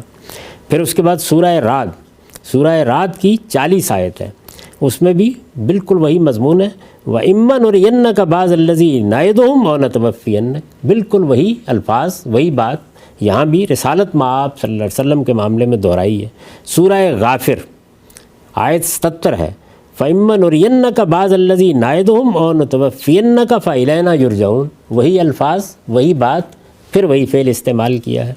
اس کے بعد سورہ انفال کی آیت 50، وَلَوْ تَرَىٰ إِذْ يَتَوَفَّى الَّذِينَ كَفَرُوا الْمَلَائِكَةَ يَضْرِبُونَ وُجُوهَهُمْ وَأَدْبَارَهُمْ وَذُوقُوا عَذَابَ الْحَرِيقِ، کاش تم دیکھتے جب فرشتے ان منکروں کو وفات دیں گے ان کے چہروں پر اور ان کی پیٹھ پر مارتے ہوئے، اور کہیں گے ذوقوا عذاب الحریق، چکھو آگ کے عذاب کا مزہ۔ یہ سورہ انفال تھی۔ سورہ زمر میں دیکھیے آیت 42 ہے، اللہ یتوفی الانفس حین موتہا واللتی لم تمت فی منامہا، اللہ لوگوں کی جان کو لے جاتا ہے جس وقت موت دیتا ہے۔ تو یہاں پر بھی یتوفی کا لفظ استعمال ہوا، اور آگے واللتی لم تمت فی منامہا، یعنی نیند میں بھی فرمایا کہ اللہ یہی کام کرتے ہیں۔ اچھا، یہ میں عرض کروں گا آگے کہ نیند میں بھی ایک نوعیت کا قبض روح ہوتا ہے، تو اس لیے قرآن مجید نے اس کے لیے بھی استعمال کیا ہے۔ چنانچہ دیکھیے آپ حدیث میں آپ نے دیکھا ہوگا ہمیں ایک دعا سکھائی گئی ہے۔ وہ دعا کیا ہے؟ ہم جب صبح اٹھتے ہیں، نیند کھلتی ہے، تو اللہ کا شکر ادا کرتے ہوئے کہتے ہیں کہ الحمدللہ الذی احیانا بعد ما اماتنا والیہ النشور، اس پروردگار کا شکر ہے جس نے مجھے زندہ کیا اس کے بعد کہ اس نے مجھے مار دیا تھا۔ یہاں موت کا لفظ استعمال ہوا ہے، تو موت کا لفظ، وفات کا لفظ نیند کے لیے بھی مجازی اعتبار سے استعمال ہوتا ہے۔ یہ کیا چیز ہوتی ہے؟ لفظ پہلے ایک مجاز اختیار کرتا ہے، پھر اس کے بعد ایک دوسرا مجاز اختیار کر لیتا ہے۔ ہم بہت سے موقعوں کے اوپر یہ کہتے ہیں آدمی سویا ہوا ہے، اٹھ ہی نہیں رہا، تو کہتے ہیں مرا پڑا ہے۔ تو یہی تعبیر اللہ تعالیٰ نے بھی اختیار کی ہے۔ اس تعبیر کی مثال بھی یہ قرآن مجید میں موجود ہے۔ آگے چلیے، پھر اس کے بعد فرمایا ہے سورہ انعام میں، وَهُوَ الَّذِي يَتَفَفَّاكُمْ بِاللَّيْلِ وَيَعْلَمُ مَا جَرَحْتُمْ بِالنَّهَارِ، وہی ہے کہ جو تمہیں رات میں وفات دے دیتا ہے، وہی نیند کے لیے ایک نوعیت کا قبض روح ہوتا ہے۔ پھر قرآن کہتا ہے کہ وہ روح لوٹا دی جاتی ہے تمہاری طرف، تو موت سے ملتی جلتی صورت پیش آتی ہے، اس کے لیے بھی یہی لفظ اللہ تعالیٰ نے استعمال کیا، لیکن ہر حال میں اس کی نوعیت ایک ہی رہتی ہے جس کے لیے اس کو استعمال کیا گیا ہے۔ آگے سورہ یونس ہے آیت 104، وَلَٰكِنْ عَبْدُ اللَّهِ الَّذِي يَتَوَفَّاكُمْ، مگر میں تو اللہ کی عبادت کرتا ہوں، وہ اللہ جو تمہیں وفات دیتا ہے۔ الَّذِي يَتَوَفَّاكُمْ، سورہ نحل کی آیت 70 ہے، وَاللَّهُ خَلَقَكُمْ ثُمَّ يَتَوَفَّاكُمْ وَمِنْكُمْ مَنْ يُرَدُّ إِلَىٰ أَرْذَلِ الْعُمُرِ، اللہ نے تم کو پیدا کیا ہے، وہی تمہیں وفات دے گا، اور تم میں سے وہ بھی ہے کہ جو پھر بڑی عمر کو، آخری عمر کو لوٹا دیے جاتے ہیں، یعنی بڑھاپے کو لوٹا دیے جاتے ہیں۔ سورہ سجدہ کی آیت 11 ہے، قُلْ يَتَوَفَّكُمْ مَلَكُ الْمَوْتِ الَّذِي وُكِّلَ بِكُمْ، ان سے کہو کہ تمہیں موت کا فرشتہ وفات دے گا۔ یہاں بھی دیکھیے یتوفاکم، جس کے تم سپرد کیے گئے ہو۔ سورہ نساء کی آیت 15 ہے، فَأَمْسِكُوهُنَّ فِي الْبُيُوتِ حَتَّى يَتَوَفَّاهُنَّ الْمَوْتُ، وہ عورتیں جو قہبہ گری کرتی ہیں ان کے بارے میں ارشاد ہوا ہے کہ ان کو ان کے گھروں میں بند کر دو یہاں تک کہ موت انہیں آ لے۔ اس میں بھی یتوفاہن الموت، بالکل وہی فعل استعمال کیا گیا۔ سورہ اعراف ہے، حتیٰ اذا جاءتہم رسلنا یتوفونہم قالوا این ما کنتم تدعون من دون اللہ، یہاں تک کہ جب ہمارے پیغامبر، ہمارے فرشتے آئیں گے اور وہ ان کو وفات دیں گے تو کہیں گے کہ جن کو تم خدا کے سوا پکارتے تھے وہ کہاں گئے؟ تو یہاں بھی دیکھ لیجیے وہی فعل استعمال ہوا۔ سورہ آل عمران کی 193 میں، ربنا فاغفر لنا ذنوبنا وکفر عنا سیئاتنا وتوفنا مع الابرار، جی یہ ہم روز پڑھتے ہیں دعا، بہت مشہور دعا ہے۔ اس میں بھی دیکھیے یعنی صالحین کے ساتھ ہمیں وفات دینا۔ اعراف میں ہے 126 آیت، ربنا افرغ علینا صبرا وتوفنا مسلمین، پروردگار ہم پر صبر کا فیضان اڈیل دے اور ہمیں وفات دے اس حال میں کہ ہم مسلمان ہوں۔ سورہ یوسف میں ہے، توفنی مسلمن والحقنی بالصالحین، پروردگار مجھے مسلمان کی حیثیت سے موت دے اور صالحین کے ساتھ ملا دے۔ سورہ حج میں ہے وَمِنْكُمْ مَنْ يُتَوَفَّى مِنْكُمْ مَنْ يُتَوَفَّى وَمِنْكُمْ مَنْ يُرَدُّ إِلَىٰ أَرْذَلِ الْعُمُرِ، تم میں وہ بھی ہیں کہ جن کو وفات دی جاتی ہے اور وہ بھی ہیں کہ جو بڑھاپے کی عمر کو لوٹا دیے جاتے ہیں۔ سورہ غافر میں ہے وَمِنْكُمْ مَنْ يُتَوَفَّى مِنْ قَبْلُ وَلِتَبْلُغُوا أَجَلًا مُّسَمًّى وَلَعَلَّكُمْ تَعْقِلُونَ، بالکل دیکھیے اسی مفہوم میں تم میں سے کچھ وہ ہیں کہ جن کو وفات دی جاتی ہے۔ عورتوں کی وفات، ان کے بیوہ ہو جانے کے مسائل قرآن مجید میں زیر بحث آئے ہیں، خاص طور پر اگر ان کے شوہر دنیا سے رخصت ہو جائیں تو دیکھیے وہاں سورہ بقرہ میں بالکل یہی لفظ استعمال ہوا ہے وَالَّذِينَ يُتَوَفَّوْنَ مِنْكُمْ وَيَذَرُونَ أَزْوَاجًا، وہ لوگ جو تم میں سے وفات پا جائیں اور اپنے پیچھے اپنی بیویاں چھوڑ جائیں، یتربصن بِأَنفُسِهِنَّ أَرْبَعَةَ أَشْهُرٍ وَعَشْرًا، یہ قرآن مجید میں اس فعل کے استعمالات ہیں۔ پیسیوں کی تعداد میں یہ ایک نہیں ہے، دو نہیں ہے، تین نہیں ہے، چار نہیں ہے، ہر جگہ یہ لفظ اسی مفہوم میں استعمال ہوا ہے، موت دینا۔ اس کا ایک مجازی استعمال البتہ نیند کے لیے بھی ہو جاتا ہے، اور قرآن مجید میں دو مقامات پر یہ اس مفہوم میں بھی استعمال ہوا ہے، اس لیے کہ اس میں بھی قبض روح کا معاملہ ہوتا ہے۔ اس لفظ کی حقیقت یہ ہے، تو سوال یہ ہے کہ عربی زبان کا اتنا عام لفظ، اتنا معروف لفظ، ہر شخص اس کو استعمال کر رہا ہے۔ آپ وفیات کی کوئی کتاب اٹھا لیں، ہر جگہ استعمال ہوگا۔ آپ کہتے ہیں فلاں بڑے آدمی تھے المتوفی، اس کے بعد آپ سن بتا رہے ہوتے ہیں کس میں، توفیہ فلان، اسی لفظ سے آپ اس کا ذکر کر رہے ہوتے ہیں۔ آپ کی اردو میں بھی یہ لفظ استعمال ہوتا ہے، وفات دے دی۔ تو عربی زبان میں، آپ کی زبان میں ہر جگہ اس لفظ کا یہی مفہوم ہے، اس میں استعمال ہوگا۔ لیکن اس میں کوئی شبہ نہیں ہے کہ جس وقت اس لفظ کا مفعول تبدیل ہو جائے گا اب البتہ دوسرے معنی اس میں پیدا ہو جاتے ہیں، وہ میں نے سب کے سب آپ کے سامنے اقرب الموارد کے حوالے سے رکھ دیے ہیں۔ لیکن ضروری ہے کہ وہ مفعول یا کوئی چیز ہو یا وہ کوئی امر ہو، کوئی معاملہ ہو، انسان اس کا مفعول ہوگا، اللہ اس کا فاعل ہوگا۔ ایک ہی معنی ہے قبض روحہ، اللہ نے اس کی روح کو قبض کر لیا۔ تو عربی زبان اس کی بالکل اجازت نہیں دیتی کہ یہاں آپ اس کو کسی دوسرے مفہوم میں لیں۔ اب میں ان تمام اعتراضات کا جواب دینے کے لیے حاضر ہوں جو استاد امام نے سامنے رکھے۔ ٹھیک ہے ہم صاحب، ان پر آنے سے پہلے ایک چیز کی مزید ذرا وضاحت فرما دیجیے کہ آپ نے فرمایا قرآن مجید نے دو جگہ پر نیند کے لیے بھی اس کا استعمال کیا، تو اگر ہم وہ استعمال یہاں پر داخل کر لیں، کیونکہ وہاں پر بھی بندہ ہی، رجل ہی سے فعل متعلق ہو رہا ہے، بندے ہی کو توفیٰ کا لفظ استعمال ہو رہا ہے، اور کرنے والا فاعل اللہ ہے، مفعول بندہ ہے، اور وہاں نیند کا مفہوم ہے، تو کیا معنی ہے کہ یہاں پر وہ معنی نہیں لیا جا سکتا؟ یعنی نیند کا مفہوم یہاں کیوں نہیں لیا جا سکتا؟ اس لیے کہ دونوں جگہ قرینہ ہونا چاہیے۔ جب ایک لفظ استعمال ہونا شروع ہو جاتا ہے ایک مفہوم میں، تو اگر آپ اس کو کسی دوسرے مفہوم کی طرف پھیرنا چاہتے ہیں تو آپ قرینہ لاتے ہیں۔ دونوں جگہ دیکھیے، ایک جگہ یہ ہے فی منامہا، اچھا وہ الفاظ آ گئے ہیں، وہ بتا رہے ہیں یعنی اللہ جن کو ان کی نیند میں وفات دیتا ہے۔ دوسری جگہ بھی یہی الفاظ ہیں، یعنی باللیل، رات میں وفات دیتا ہے۔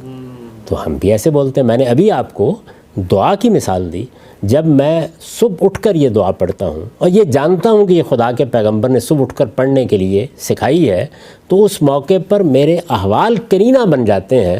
میں ہرگز اس کے یہ معنی نہیں لیتا کہ اللہ تعالیٰ نے مجھے زندہ کیا ہے، اس سے پہلے مار دیا تھا۔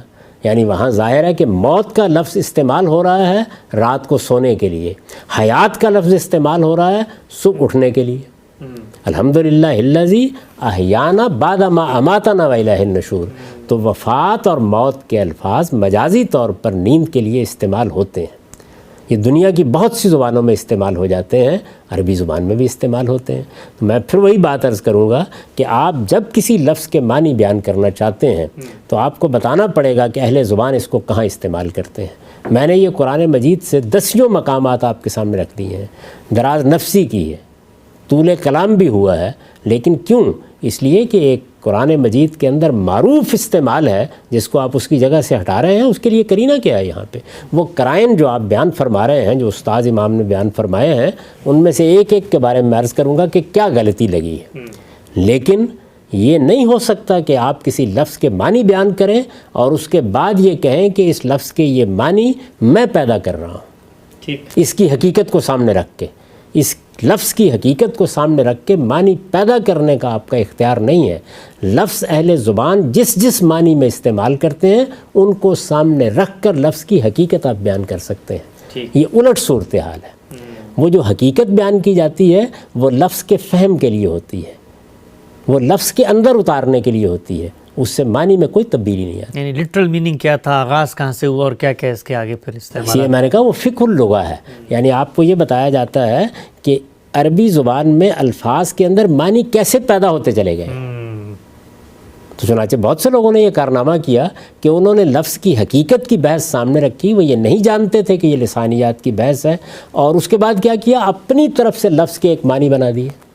لفظ صلاۃ کے ساتھ یہ ہوا، لفظ زکوٰۃ کے ساتھ ہوا، قرآن مجید کی اصطلاحات کے ساتھ ہوا، حج کے ساتھ یہ معاملہ ہوا، ملائکہ کے لفظ کے ساتھ یہ معاملہ ہوا۔ یہ احداث فی اللغہ ہے، کوئی زبان آشنا شخص یہ جسارت نہیں کر سکتا۔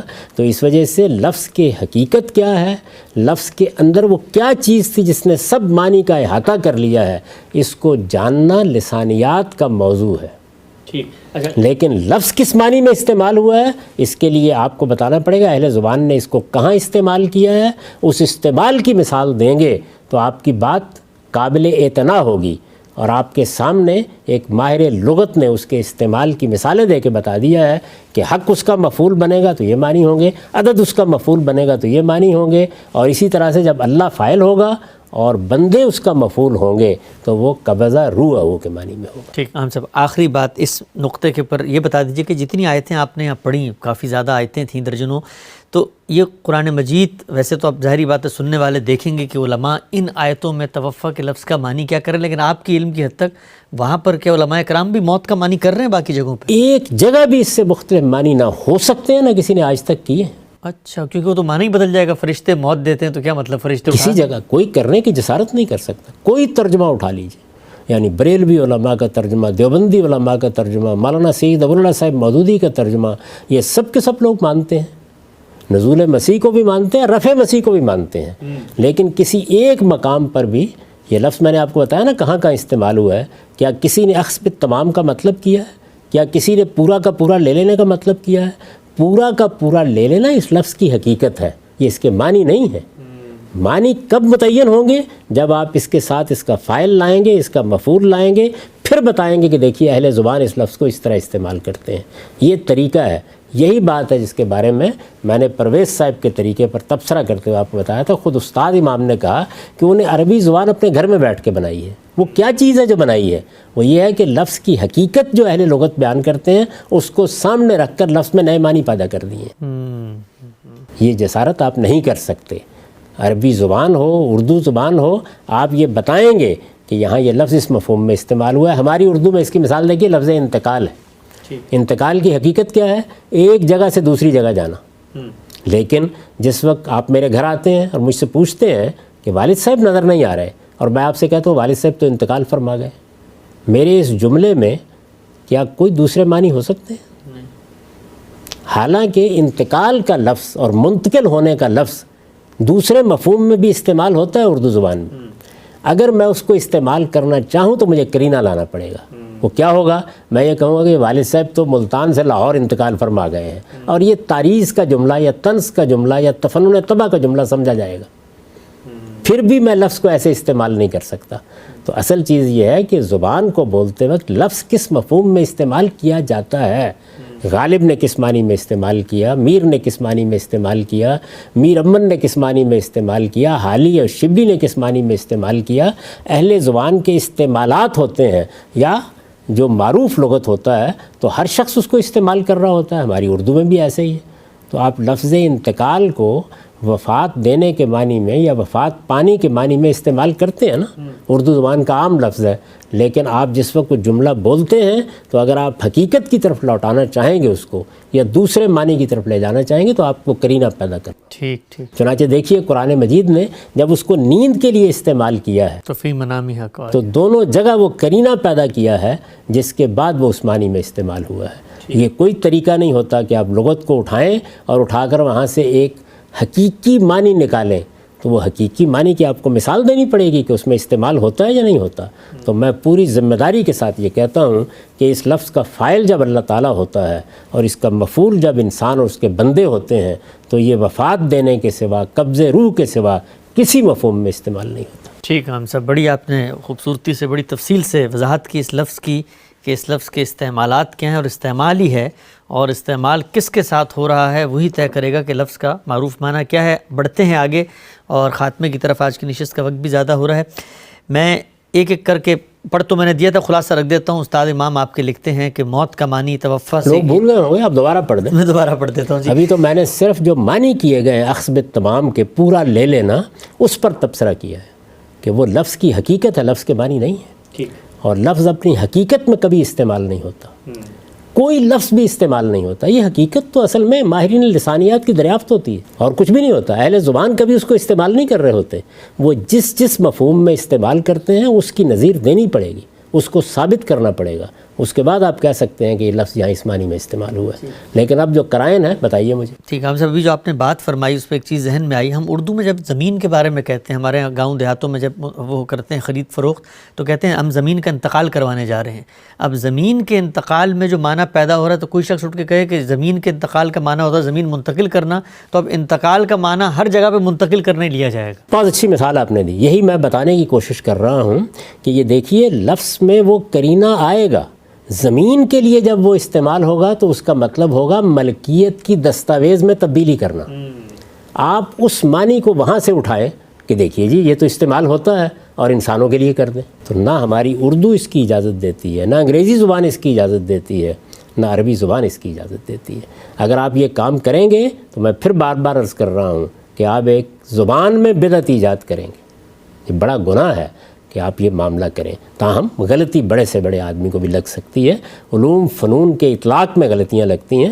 استاذ امام کا مرتبہ اتنا غیر معمولی ہے کہ یہ زبان کا ذوق کیا ہوتا ہے، لفظ کو سمجھا کیسے جاتا ہے، جملے کی تالیف کیا ہوتی ہے، قرآن کا اسٹائل کیا ہے، یہ سب میں نے انہی سے سیکھا ہے. انہی کا فیضان ہے. ان سے جو کچھ سیکھا ہے ان کی بات پر بھی اسی کا اطلاق کر رہا ہوں. ٹھیک. ہم سب یہ لکھتے ہیں کہ قرائن جو اس بات کے خلاف ہیں کہ اس کے معنی موت دینے کے لیے لیے جائیں، جو توفیٰ کا لفظ استعمال ہوا ہے یہاں پہ.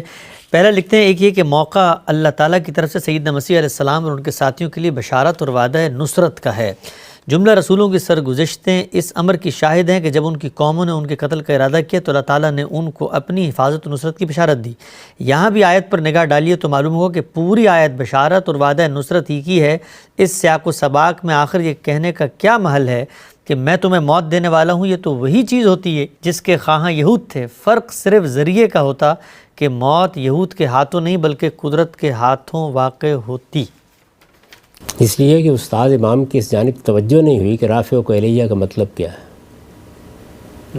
یعنی اگر یہ توجہ ہو جاتی کہ رافع و الیہ جب متوفی کا کے بعد آئے گا تو اس کا مطلب ہے جس میں اثر کو اللہ تعالیٰ اٹھا لے جائیں گے. تو بشارت تو ہو گئی. اب بشارت ہو گئی، یعنی ہاتھ نہیں لگانے دیا، کوئی نقصان نہیں پہنچا سکے. رہی یہ بات کہ کیا رسولوں کو وفات نہیں دی جاتی، یہ بات تو تصدیقہ قرآن مجید میں بیان ہوئی ہے.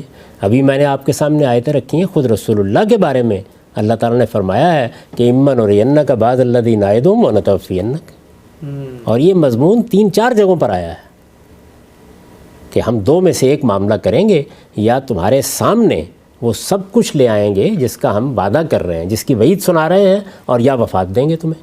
خود رسالت مآب صلی اللہ علیہ وسلم کی بھی وفات ہی ہوئی ہے. تو اللہ تعالیٰ پیغمبروں کو وفات دیتے رہے ہیں. پیغمبروں کو وفات دینا بشارت کے خلاف نہیں ہے. اصل چیز یہ تھی کہ اس موقع پر یہ بتانا پیش نظر تھا کہ یہ ہاتھ نہیں لگا سکیں گے، یہ قتل نہیں کر سکیں گے، یہ صلیب نہیں دے سکیں گے. اور اگر ویسے وفات ہو جاتی تو سیدنا مسیح کے ساتھی اس پوزیشن میں نہیں تھے کہ ان کی نعش کی بھی حفاظت کر سکتے. اچھا. تو اللہ تعالیٰ نے تو اس میں کمال بشارت کا مضمون پیدا کیا ہے کہ میں وفات دوں گا اور تمہیں اپنی طرف اٹھا بھی لے جاؤں گا. تو چونکہ اس جانب توجہ نہیں ہوئی تو ان کا اعتراض بالکل درست ہے.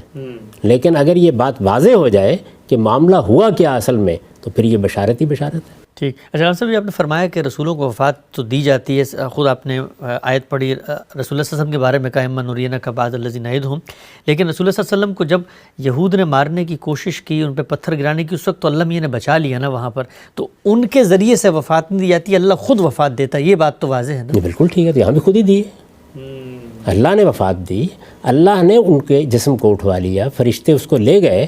آپ غور کیجئے قرآن مجید نے پوری تعبیر بیان کر دی ہے، ساری تصویر کھینچ دی ہے کہ میں یہ کرنے کیا والا ہوں. ایک ایک لفظ پر آپ غور، انی متوفیک، میں وفات دے دوں گا، ورافعک الیہ، تیرا جسم بھی اپنی طرف اٹھا لے جاؤں گا، قبض روح ہوگا، اس کے بعد جسم اٹھا لے جاؤں گا، پھر مطہرک من الذین کفروا، یہ ہاتھ نہیں لگا سکیں گے تمہیں، میں ان بدبختوں سے تجھے نجات دوں گا، وجائل الذین فوق الذین کفروا الی یوم القیامہ، اور تیری پیروی کرنے والوں کو قیامت تک بالادست رکھوں گا.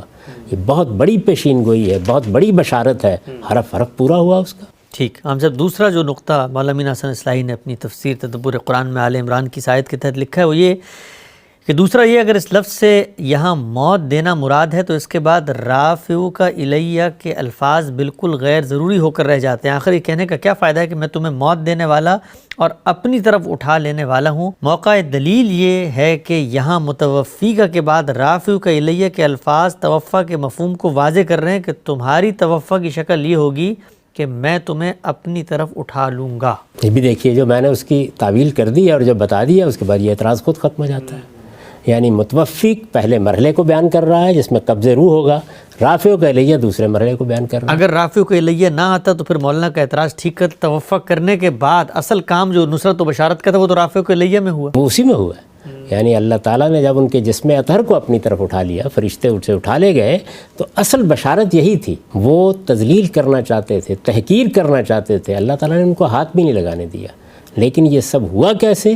پہلے وفات دی گئی، پہلے قبض روح ہوا، اس کے بعد رفع ہوا. ٹھیک ہے. ہم سب تیسری بات یہ لکھتے ہیں کہ قرآن نے دوسرے مقام میں جہاں یہ مضمون بیان کیا ہے وہاں متوفیکہ کا لفظ بالکل اڑا دیا. قتل اور سولی کی نفی کے بعد جس چیز کا اس بات کیا وہ صرف اٹھا لیے جانے کا ہے، جس آیت پہ بھی آپ نے بڑی تفصیل سے بات کی، برفع اللہ علیہ.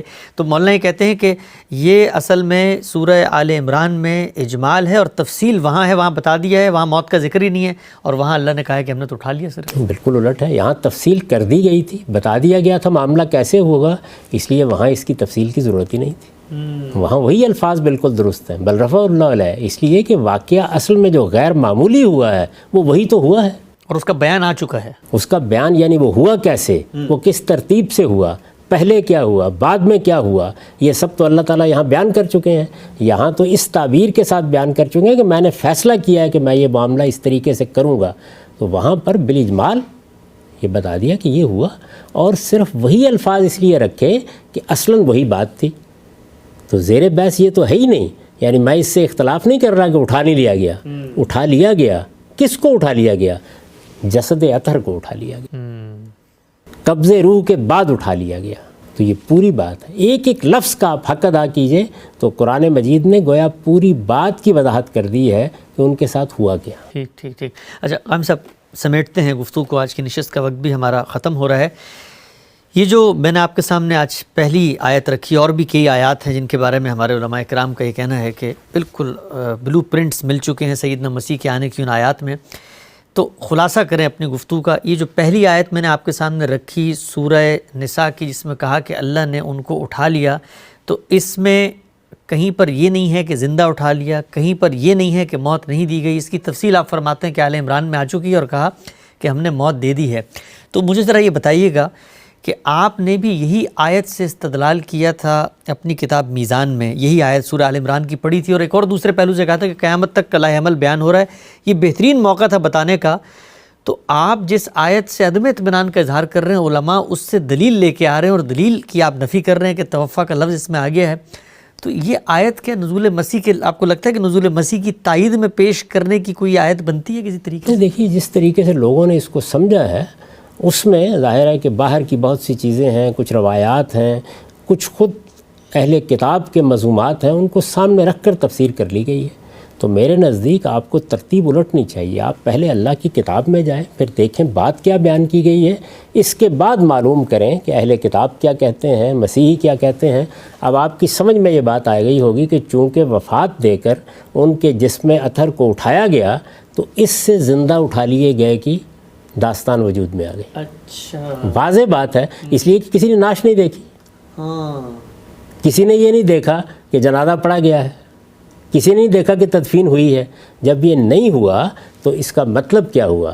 عام لوگ جو دیکھنے والے ہیں وہی سمجھیں گے.